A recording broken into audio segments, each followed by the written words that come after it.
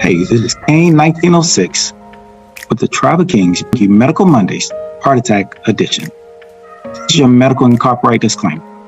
Content is provided for informational purpose only and does not intend it to substitute professional medical advice, diagnosis, or treatment. Your participation and interaction does not establish any kind of patient-client relationship in any form during this broadcast. This is for educational entertainment purpose only. Copyright disclaimer under Section 107 of the Copyright Act of 1976. Allowance is made for fair use for purpose such as criticism, comment, news reporting, teaching, scholarship, education, and research. Would you know what to do if somebody was having a heart attack? Orange County 911, what is the address of your emergency? That's Sparks Mountain Road, that's there. Okay, and what is your name? John Nettles. Okay, Mr. Nettles, what's the emergency? Tell me exactly what happened. I have a lot of pain in my left side of my chest and down my left arm. All right, we're sending the paramedics to help now. Stay on the line, I'll tell you what to do next. Are you home alone? 72-year-old male, left-sided chest pain, and does have some Smart 911. Prepare to copy the state number. Go ahead, Orange. Smart 911, ticket number 23. Orange from Medic 21. Direct Medic 21. We're going to be out of the Elmwood Farm. CPR present. All right, so from that video, you were actually able to see actual 911 call of somebody having a heart attack. Now, giving you some background information or the physiology of the heart. You know, the heart is the size of a clenched fist. So if you ball your right hand into a fist, place it over your left pectoral muscle, over your left chest, and rotate it slightly, that's going to be the size of your heart. It's actually located behind the breastbone, or what we call the ribs, the sternum. Pumps about 100,000 times a day. Now, with this, you need to understand that if you're in excellent condition, it may not pump as much because you have a slower heart rate. So that's something you have to think about. So some people may have a heart rate of about 55, 45, somewhere around there. Some people may have a resting heart rate of 100. So again, it's an average, not everybody, but it's an average of how many times a day it actually pumps. And it pumps about, notice the key word is about, pumps about 7,600 liters of blood per day. When looking at these pictures, these are some pictures that we're going to actually get into. Notice in this picture here, blockage in the coronary artery, what we call atherosclerosis. And the image right here is actually of your coronary artery. We're going to get in details about that. One thing in particular, when having a heart attack, could be several causes. You have up in the top right corner, atherosclerosis with a blood clot. So if you notice the fat deposit at the bottom, which is yellowish, then at the top is the red, what we call the red blood cells, which in this case, they coagulate or they clump together. By doing that, blood is not able to flow through the heart, or in this case, flow through the vessel. Because of that, blood is backing up and that's causing damage. Notice in the second picture, atherosclerosis. Again, that's the fattening of the arteries or the hardening of the arteries. You have your fat deposit on the top and the bottom. Notice you're able to flow through. Some blood is actually able to flow through, but not a lot. And because of that, you start to have chest pain. And the very last one is just spasm. So in this case, you notice how it clenches. Because of that, similar to atherosclerosis, it decreases the amount of blood that's actually able to pass through. Since it limits the amount of blood that's actually able to pass through, again, you're going to have the chest pain or the chest tightness. Now, the question is, what actually happens during a heart attack? Up here it says occurs when the coronary arteries, that's what we talked about earlier from the images, the coronary arteries that supply the heart muscle becomes blocked. When it becomes blocked, that's not a good thing. You have both partially blocked and fully blocked. In a partially blocked blood vessel, the heart will have what we call angina, mild chest pain. However, when it's a fully blocked, that means no blood is able to flow through that coronary artery. When it's fully blocked, you have a full onset heart attack, or in medical term, myocardial infarction. Now, your coronary artery disease, or what we call CAD or CAD, is one of the most common and serious effects of aging. Because as we get older, we do have a small buildup of fatty tissues in the vessels. So fatty deposits build up in the blood vessel walls, and it narrows the passage of that blood actually flowing through the artery. The more that builds up, the harder for the blood to actually flow through. The resulting condition called atherosclerosis often leads to eventual blockage. So again, you have that build up of that fatty tissue. And as it builds up, it's decreasing the amount of blood flow that's going through that coronary artery. And because of that, that's the onset of a heart attack. One thing is very unique. Heart disease in the United States. If you take a look at this chart, I put this chart in here, this chart coming from the CDC from February 21st, 2022. Your heart disease for the United States is the leading cause of death for men, women, and people of most racial and ethnic groups in the United States. If you take a look at that chart, notice I broke it down into white, non-Hispanic, black, non-Hispanic, Hispanic, and Asian. One thing is very unique.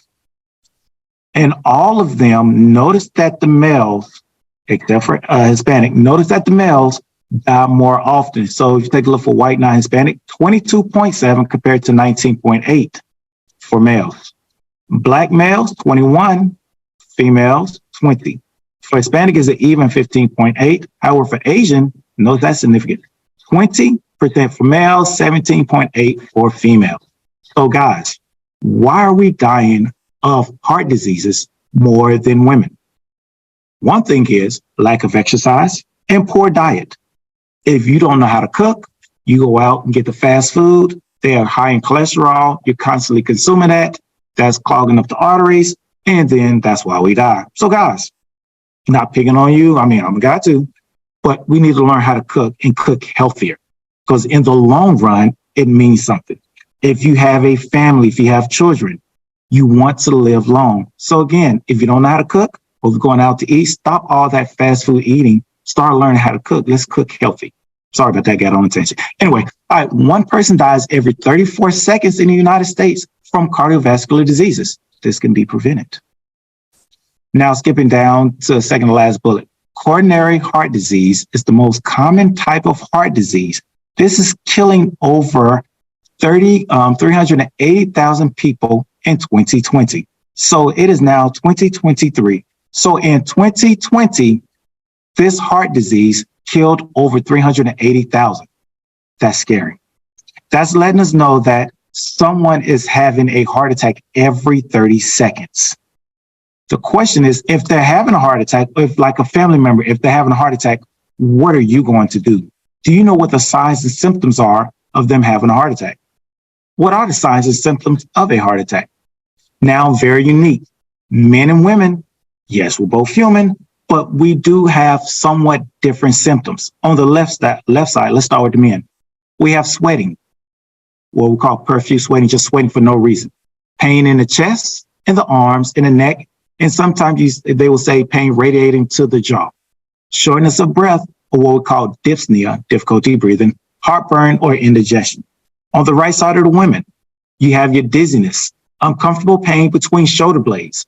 Now, one thing is very unique. When it comes to uncomfortable pain between shoulder blades, sometimes this is misdiagnosed. So females, if you have a family history of heart disease and you begin to have uncomfortable pain, or you begin to have pain between shoulder blades and you're not exercising, something of that nature, please get it checked out.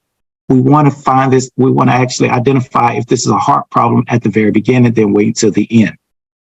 Just like men, you have shortness of breath, what we call dyspnea or tachypneic, difficulty breathing or fast breathing.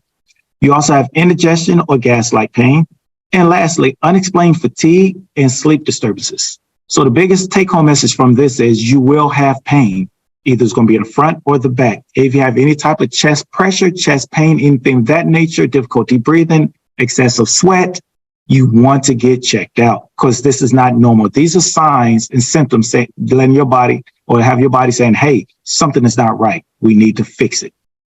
The left side is the EKG, what we call the 12 lead. So anytime you have any type of chest pain, you go to the hospital, go to the doctor, or call 911. The paramedics are going to put a 12 lead on you.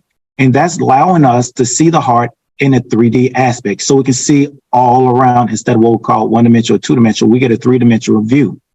And as paramedics, we're learning to read these EKGs. So if I'm looking at leads V2 here, I notice there's an elevation. Again, when looking at this, this is called a QRS complex.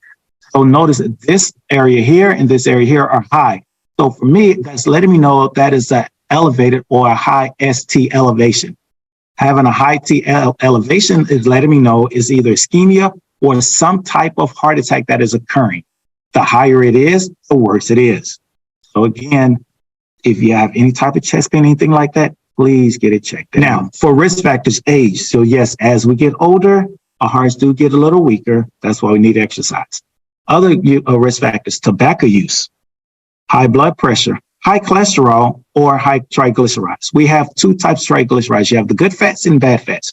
When we say high triglycerides, we're talking about the bad ones, the ones that are actually causing the osteosclerosis or the clogging of the arteries.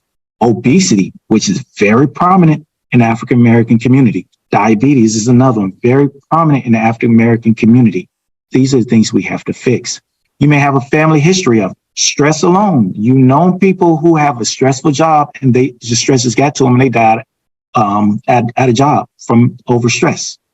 Illegal drug use, lack of exercise, and poor diet. Notice lack of exercise and poor diet also correlates to obesity and diabetes. We have to exercise. Now, there are some complications. If you take a look at the top, you have arrhythmias, cardiogenic shock, heart failure, pericarditis, and cardiac arrest. Now, arrhythmias, just like Facebook said, heart attack damage can affect how electrical signals move through the heart, causing the heartbeat changes. But what they're saying is, this is irregular heartbeats. Normally, you have what we call a sinus rhythm, a dump-dump kind of thing. Now, when it comes to arrhythmias or irregular heartbeat, they may have what we call a flutter or something of that nature, so irregular heartbeat. So you don't hear a thump-thump, you may hear a thump flutter, something of that nature. So it's irregular heartbeat. Now, if that signal is not pushed like it's supposed to be, there are detrimental effects where you could have a heart attack. Cardiogenic shock. A rare condition occurs when there's a sudden abruptly, the heart is unable to pump the blood. So there could be a hit to the chest and it causes that electrical system to go out of whack. And it, at the same time, is significant damage to the heart. So again, cardiogenic shock is not common, but it does happen. Heart failure, which is very common. You may not hear heart failure. You may hear congestive heart failure. And what that's saying is the heart has been damaged so much that it's hard for that heart to effectively pump blood throughout the body. So if they have heart failure, if somebody has heart failure, so think about your family members. If somebody has heart failure, notice how their extremities, their arms and the legs tend to be swollen. More likely, their legs tend to be swollen, so they wear pressure stockings or pressure socks to help push that fluid out. So that's one thing. And like I say, if the heart is not pumping like it's supposed to and it's not pushing the blood through, that blood will back up. Not good. Pericarditis. Notice the key word here is itis, I-T-I-S. That means there's an infection. So in this, there's an infection in a pericardium. So sometimes a heart attack triggers a faulty immune system response. So basically, there's an infection and it needs to be treated. Lastly, cardiac arrest, which is what everybody's familiar with. That's when they just drop all of a sudden. I don't like to use the term drop dead, but the heart stops beating for some reason. And because of that, CPR is needed. So again, your complications, arrhythmia, cardiogenic shock, heart failure, pericarditis, and cardiac arrest. Now, how do we prevent this? If we have this, there are reasons why we actually have these coronary artery diseases. How do we prevent it, or how do we slow down that progress? You follow a healthy lifestyle. If you smoke, stop smoking. If you're obese or living an unhealthy lifestyle, maintain a healthy weight. Begin to exercise, regular exercise. Manage your stress. Eat better. Instead of going out to eat, cook your own food. Saves you money too, but cook your own food, because now you control what ingredients go in the food. You control how much salt, how much butter, or anything of that nature actually goes in the food. And that can help decrease the clogging of the arteries. Manage other health conditions. So again, here it says certain conditions such as high blood pressure and diabetes can increase the risk of heart attacks. One thing is very unique. Like I said in the previous slide or previous recording, my mother had a massive heart attack, had a 98% blockage. She has both high blood pressure and type 2 diabetes. Knowing this, it could have been prevented. So this increased, or we call it exacerbated, her effects of having a heart attack. Now she's on the other end and she's actually exercising. So she survived the heart attack, thank the Lord. But now she's exercising and she realized, hey, I need to exercise. I need to control my blood pressure. I need to control this diabetes. Now that is going on. She's lost the weight. She's looking better and she's moving a lot faster. So again, if you have other medical conditions, make sure you pay attention to those.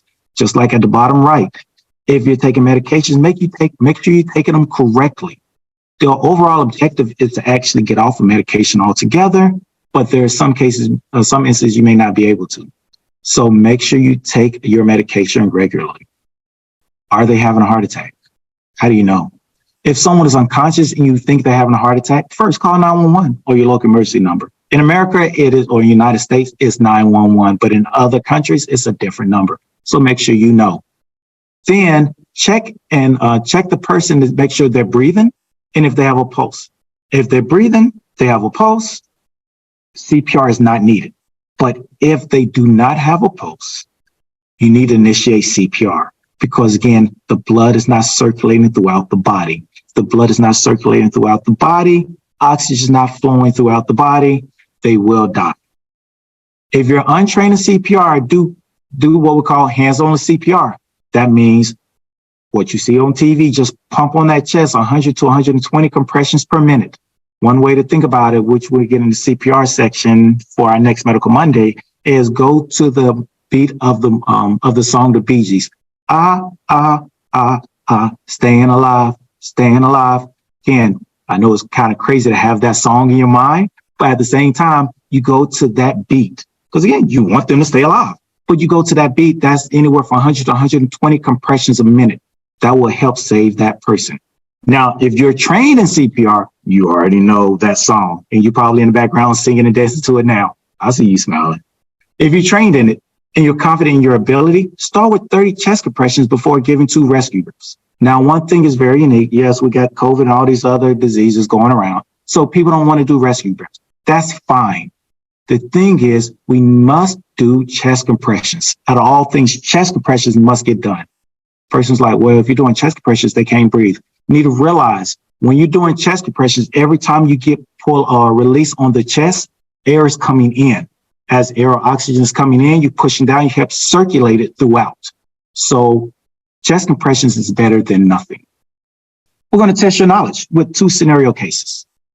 Here we go. In case number 1, your stubborn aunt is visiting and wants to see how you have decorated your room.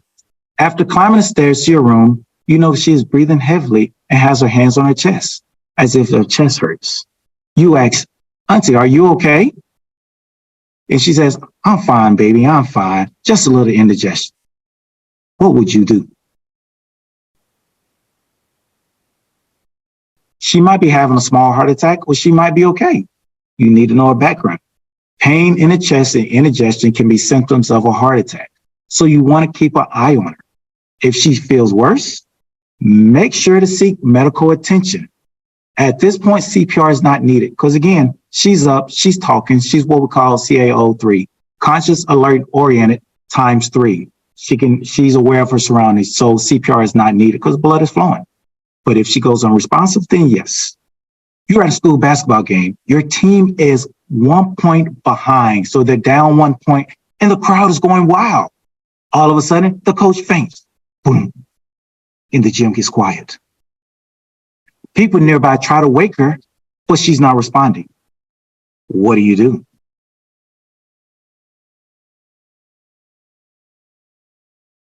If she doesn't respond, this is serious. It could be a stroke. We don't know. Because she is not responding, this is not a simple fainting episode or what's called a syncope episode. We need to call for emergency help. Someone trained in CPR should begin performing CPR. If there's no one trained in CPR, someone should come down and begin chest compressions and to maintain her circulation. If you got close to this answer, perfect. Perfect. Again, we're just going over it, so it's new to you all. Now to summarize, we talked about heart physiology. That means we took a look at the heart, and for there we're actually able to identify the hardening of the arteries or atherosclerosis and things of that nature. We also talked about what happens during a heart attack. We became familiar with coronary artery disease. and we know that's the leading cause of death in America. We're now able to identify both signs and symptoms of a heart attack, so you know what to look for. So again, if you're with family members, if they have heart problems, make sure you pay attention to them. That doesn't mean stand over them like a hawk. Just make sure you keep an eye out on them at family functions. Make sure everything's going okay. If they're by themselves, go over, hey, auntie, uncle, grandma, grandpa, papa, whatever. Are you okay? Is there anything I can do? So just keep an eye out on them. We also learned the risk factors. What causes coronary artery disease? We learned about the complications, those 5 complications. We learned how to prevent coronary artery disease or how to slow it. And we also learned the steps to intervention. So as you can tell from the heart attack edition, there's a lot that we covered. Next Medical Monday, we're going to cover CPR. If you have any questions about this or any other Medical Mondays, feel free to email me at atribeofkings@gmail.com. Again, that's atribeofkings@gmail.com. Until next time, K1906, signing off.